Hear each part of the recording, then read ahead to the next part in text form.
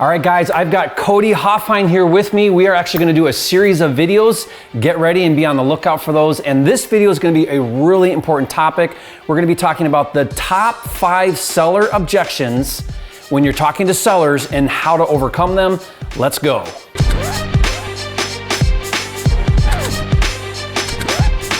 For a limited time, you can get a free copy of Jerry Norton's Motivated Seller Scripts so you can talk to, email, and text sellers with confidence. Download it now at freesellerscripts.com.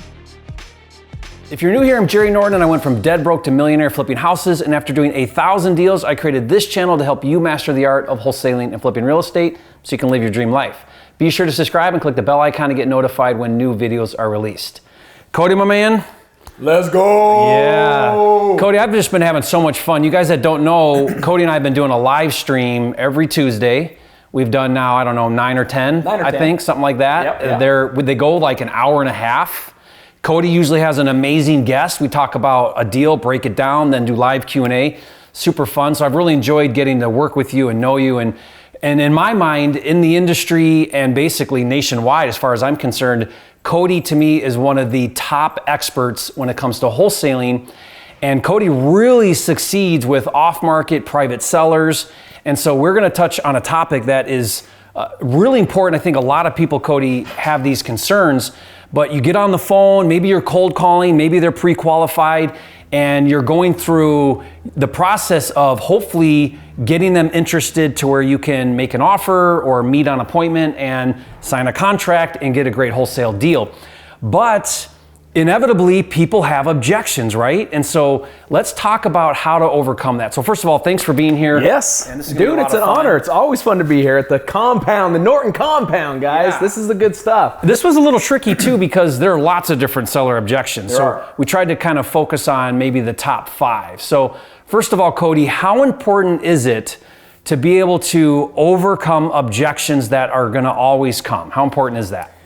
It's crucial. If you want to get contracts, every now and again you can get a contract by just sheer luck. But there's going to be a ton that someone just beginning, they're not going to know what to do because there's these objections. First and foremost, always remember, and I'd write this down, an objection is just simply an unsolved problem. So whenever someone throws out any kind of objection, it's not that they don't want to sell their home. It's not that they don't want to move forward at some point, and even if it means that day. It just means, yeah, I'm still interested in selling. They're not going to tell you this, but you still haven't solved my problem. Like, I don't know if you're going to buy it as is. Like, there's things out there, or I don't even know what I owe on my mortgage. And so there's so many things out there that they'll throw out I can't sign right now. Well, usually just always remember, these objections means you haven't done your job to find all of their problems and find a way to solve and serve them and overcome their problems. Yeah, I mean, really when it comes down to it, you wanna be able to uncover what's going on. There's a backstory, there's a reason why they're even talking to you, there's a reason why they might be interested in selling their property at a discount, and your job is to kind of find that out and uncover that. People do business with people they like and trust. So it's really more about how you say it than exactly what you say. So I want you to kind of think about that and pay attention to that as Cody goes through and we break down some of these objections. So Cody's got a list here. We've kind of narrowed it down to what we think are the top 5. There's probably a whole bunch more, but we're going to just focus on 5 here. So what's the first one, Cody? Any specific order you want? Or should we just go right from the top down? Let's just go right from the first down. You'll hear this all the time, guys. This is not anything new. You've probably heard it for those that have been out there. I need to run this by my attorney. How many have heard that? Yeah. I've heard it hundreds and hundreds of times. So should we just go right into it and break it down? I need to review this with my attorney. Now this could be, let's kind of think about this for a second. Yep. It could be, initially up front before you've even gotten to a point where you have a contract to sign, or it could be you've agreed on price, you've got your offer there, and they say, oh, before I sign this, I really need to have my attorney review it. Like it could be at that point. So, but at any point where they're using, I need to talk to an attorney as an objection, how do we handle that? Here's the thing, guys. They're already selling at a discount. So if we can understand the mindset behind this question, it's usually just to buy time. they don't really want to run it. I can tell you probably 10 times out of 10, they're not going to run it by an attorney. No one's going to pay $200, $300, $400, $500 so that someone can look at a piece of paper and say, yep, you're good to go. Now, we joke about this all the time. Time kills all deals, but attorneys kill more deals. Like, it's just so how can we help them understand this? Would you ask this question? Is there something that we haven't talked about that's unclear to you that you would need to talk to an attorney about? Would you ask like a question like that? 100%. That's a quality question because that starts to unravel if there's another concern. Remember, those objections are just unsolved problems or unsolved concerns that they're like, well, you haven't solved everything yet. I can't sign this because I feel like there's things still that I don't know about. Most times, a simple one is they don't know their payoff on their mortgage. And because you haven't talked about that or asked questions like, hey, what do you even owe on this home?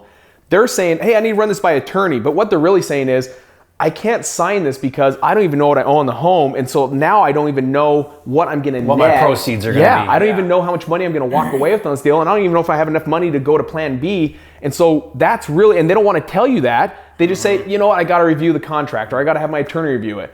When 9 times out of 10, you'll see that it has nothing to do with what they say. Whatever they tell you, it's actually something else. Yes. You just got to dig deeper. It's never the face value But thing. I think it's fair to say my attorney thing is kind of a blow off. It is. It's I'm not quite, I don't want to commit right this minute, but there could be something going on where they're like, I don't have an answer to this. I need to find an answer to this, like a mortgage payoff or, can I even actually close in 30 days? I don't know what it might be, right? So that's awesome. Okay, so attorney, that's a great one there. What's our next one? Next one, this kind of ties into it, need some time to think about it. Need some time to think about it. Would I need to talk to my spouse? Or my brother? Or the decision maker, all of a sudden they're saying, I make the decisions. I wear the pants, right? Yeah. And it's like, okay, I go out to the appointment and they're like, well, I got to run this by my wife. And I'm like, oh. Yeah, dang it. I should have had the person out here, right? But this happens all the time. I need some time to think about it. I like and respect that, and I always honor that. So show them that you validate that, you honor that, but then give them a time frame. So instead of saying this, I need some time to think about it. Well, what does that mean? A week? Time kills all deals, guys. Our mindset and our business is we're getting the contract today or it doesn't exist. And we live and die by this policy because too many times someone has come in and got the deal because we didn't stay there long enough to ask the quality questions and get the contract that day.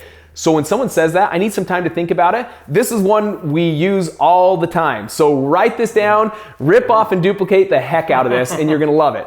We literally just say, I'm heading to the store right now. I had to go to a store on this particular deal.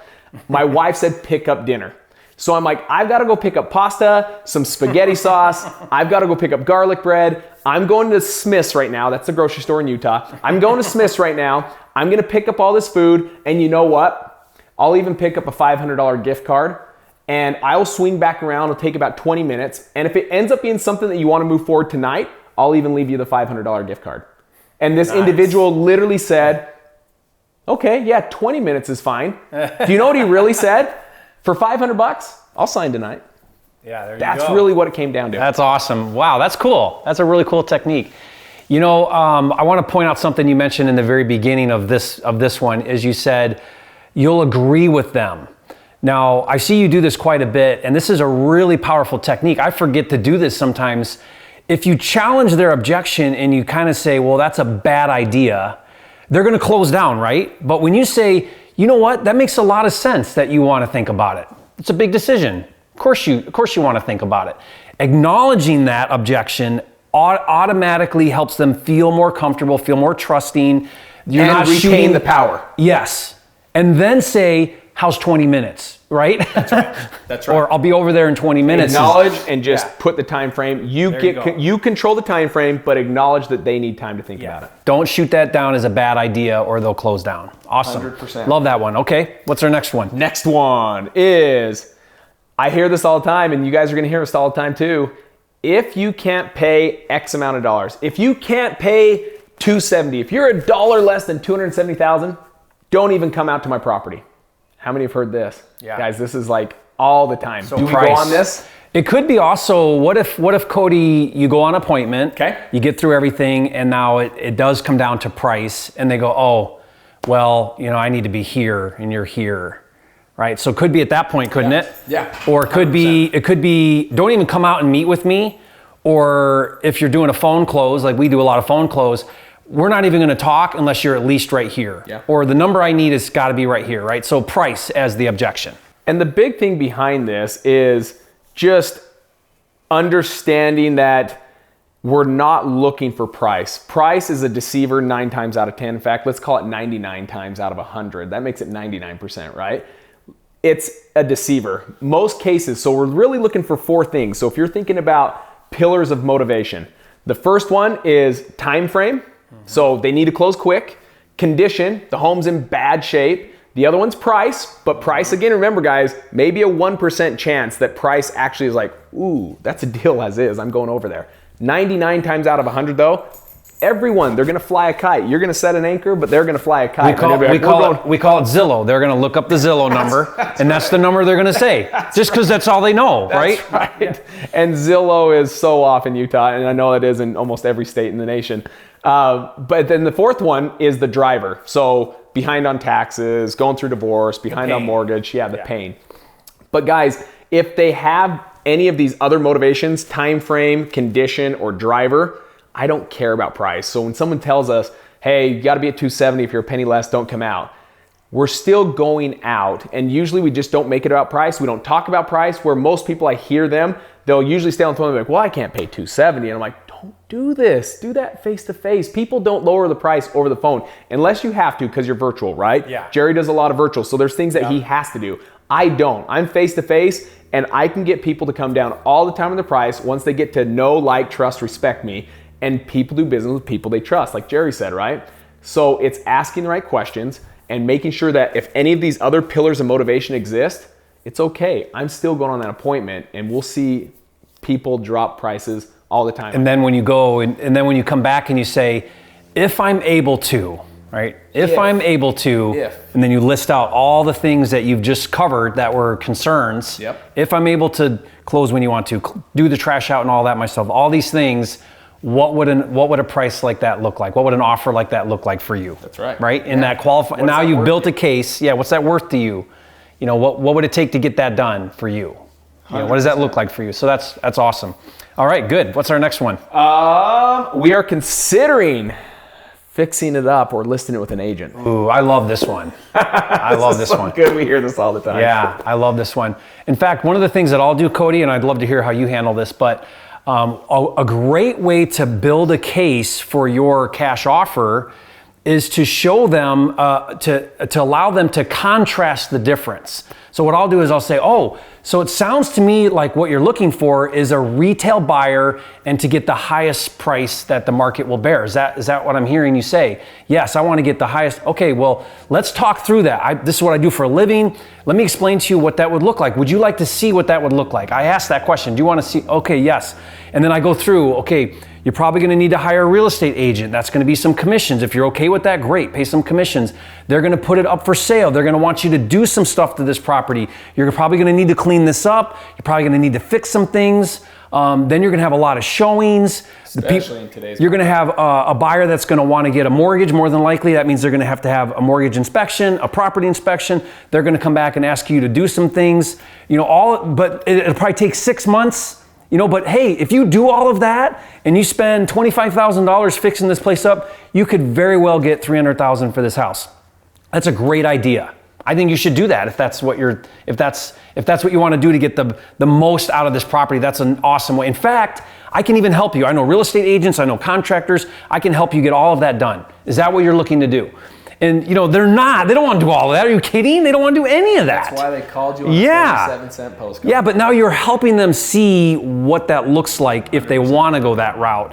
And then when you come back and say, or I can make this totally convenient for you, totally easy. You don't have to do any of that. You don't have to put a dime into it. I'll pay all the closing costs, no commission. Then you can kind of contrast a little bit there. There's exact scenario. I go on about one appointment a year, guys. I have a team do a lot of it, but they were down in Lake Powell one year. What are you doing with all your time, Cody? Lifestyle, bro. Lifestyle. I don't have quite the lifestyle that Jerry Norton does, but I'm working to it. This is the guy who I aspire to be. So the deal had to go on. I was literally the only one in the office besides an assistant that took a cold call. She's not even a cold caller. She's not an appointment setter. And she's like, Cody, I got something. I'm like, perfect. I'm just going to go out. Because I love respecting the team. If she's that excited about it, I don't care if it's a deal or not. Go out, because get a big smile out of her. So I go out and then I called David. I said, hey, I just need you to give me just a ballpark. What is the ARV? What's the after repair value on this? He says 250. So I go out there. They said I need 220 for this. I'm like, like in my head, I'm like, this isn't gonna work. I'm gonna throw out the 120 anchor, right? So I'm like, you know what? We're right around like the 120 mark. What if I could do? I can't do 220, but what if? What if I could be able to do some of these things and pay 120? How would that work? And it was like, I think we're just gonna fix it up ourselves. I said, the thing is here, I'm gonna serve you regardless if I'm an option or not. So it sounds like I'm not an option.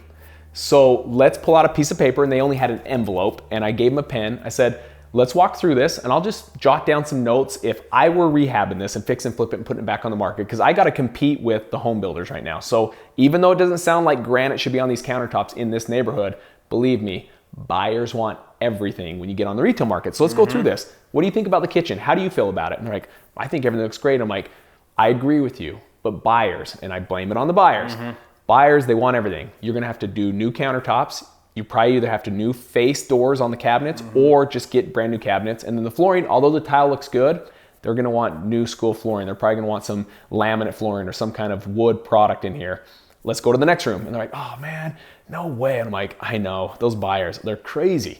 And then we go to the next room. I'm like, what do you need here? They're like, new carpet. I'm like, perfect. Now, if you redo carpet here, there's no cutoff point. You're gonna have to do the whole hallway, the living room, so you're gonna have to do this whole upstairs. Oh man.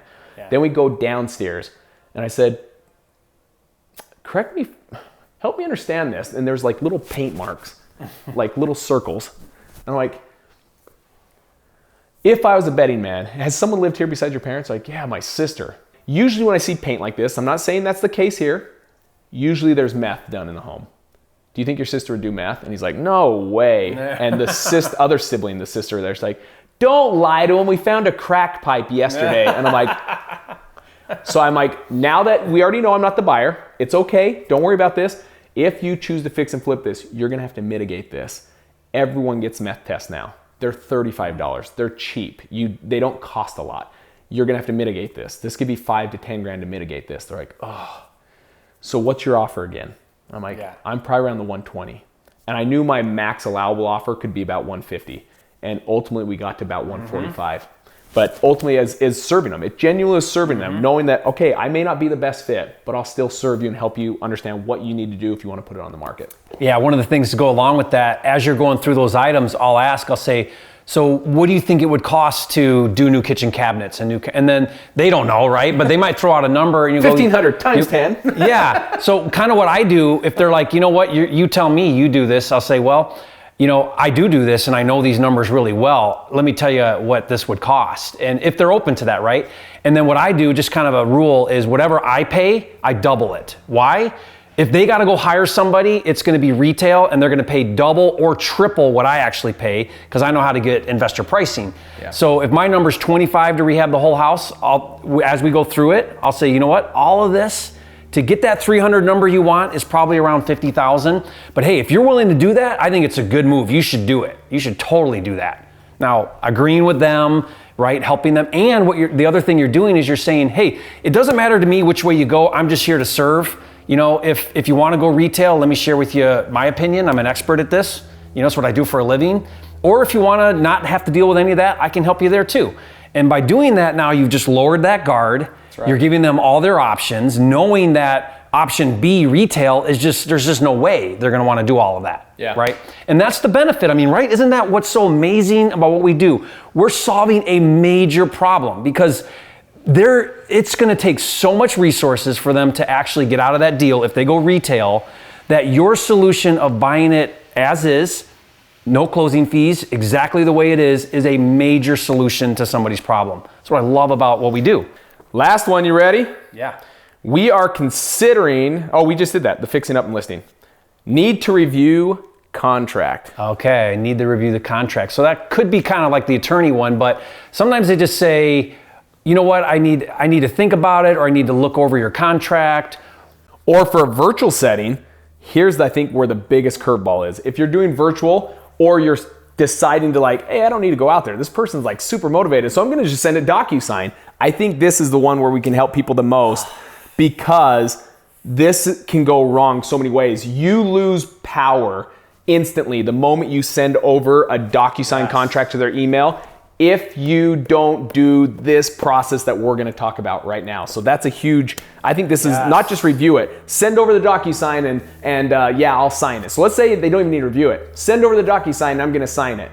If you fall in the trap and sign it, or send it, 7, 8 times out of 10, you're not gonna get it back.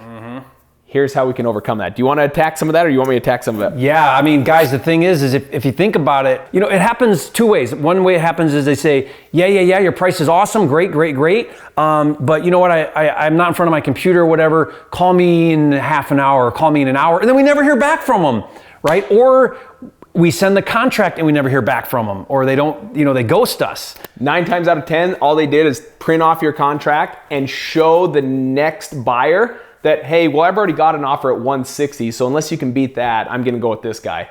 And they just snipe you. When you taught me that, I was like, no way, wait a minute. Dude, that's what they're doing. They're totally doing that. Because, you know, they're talking to 5 other investors. So now they're shopping you with your contract. It's one thing to shop and say, you know what, I talked to another buyer and they said 150. And you're like, yeah. But when they actually have your written contract and then they go to that other investor and they say, here it is, dude, can you beat that? Oh yeah, I'll beat that by $1,000. You're cut out. Exactly right. For $1,000. Yeah. So how to overcome this, guys? This is crucial. You have to, if you're gonna be doing a DocuSign or something where they just say, yeah, send it over, right? You're gonna say, perfect. Here's the thing. If I'm able to do this, because you're still saying if, you gotta act standoffish, because they're gonna be like, yeah, I gotta review it. Listen, I've got to review my offer too. I really got to make sure that I can make this work. I'm going to be talking to my business partner, however you want to do it, so that you also are standing back. Don't keep chasing the dog. You chase the dog keeps running. You run away and the dog chases you. You've got to step back. So when you say, yeah, I need you more than you need them. That's 100%, that's at least the mindset. Yes, you have to have. So what you're going to do is you're ultimately going to say, if I'm able to do this, not, okay, hey, I'm planning on paying you $240. I plan on doing this. I plan on doing this. So can we send over the contract? And they're like, yeah, send it over. That's the no-no. I'd say, so if I'm able to do $240, if I'm able to do this, if I'm able to do this, if I'm able to do this, if I send over this contract DocuSign right now, is it something that we could put this agreement together right now on the phone? So this is the agreement before the agreement. Yeah. I want that commitment right now. Yeah. And when they say yes, I'll say perfect. It only takes like 5 minutes to do these DocuSigns. So you're putting together right now and you're like, perfect. Are you in front of your computer? If they're not, say, tell me when you're in front of your computer, and just hold off with them. Don't say, I'll call you back in 10 minutes. Otherwise, you're going to come into that same problem where they're like, you call back in 10 minutes and now they're not answering. Yeah. You're already on the phone. Perfect. You're in front of the computer now. Awesome. I'm putting this together right now. Okay. I just sent over your email. Pull that up right now. Awesome. Okay. Let's go through this together. So bullet point 1 is this. Bullet point 2 is this. Bullet point 3 is this. And then see that button down there? It says adopt signature. Just click on that. Adopt that signature, sign there, that's the first page. Perfect, only a couple more pages. The second page is this. The third page, this. So you're walking it through with them, yeah.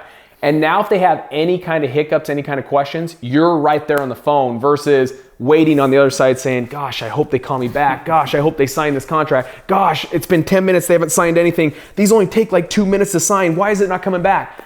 And then you try and call them and they don't answer. You've got to have them in front of the computer, ready to open it and sign while you're on the phone with them right now, or you will lose probably over 70% of those contracts you send out. Even if you've got to wait. I've had where they said, you know, I'll be in front of my computer in 10 minutes. Great, let's stay on the phone. Hey, how about the Super Bowl? How about the weather? I do not want to hang up that phone. And I'm listening to them open the door and they're, you know, okay, I'm in front of my computer. Oh, it's booting up right now. Awesome. Do not hang up that phone because time kills all deals, right? If you've got them there, they're ready, everything's good, stay on the phone, get it all done all at once. Yeah. Quick tip here, Cody. This is something I try to do.